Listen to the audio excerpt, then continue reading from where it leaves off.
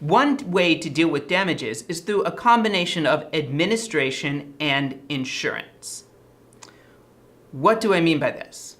When I talk about administration, I talk about the public, especially the government, simply taking on the responsibility of dealing with certain sorts of damages, no matter how they were caused.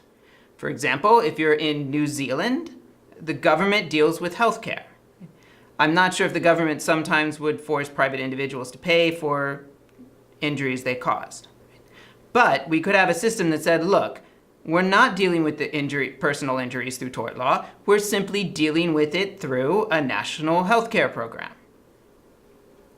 There's also the option of mandatory insurance. That's what we do in a lot of states with workers' compensation. At least when I lived in Illinois, if you were injured on the job, your employer's worker compensation would pay for it.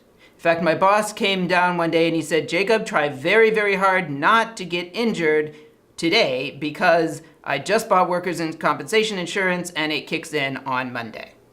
Right? He was required by law to have workers' compensation insurance. And if I got injured on the job, right, even if it was in no way his fault, his workers' compensation insurance would have to pay for it. So some combination of administration and mandatory insurance is another way of dealing with damages.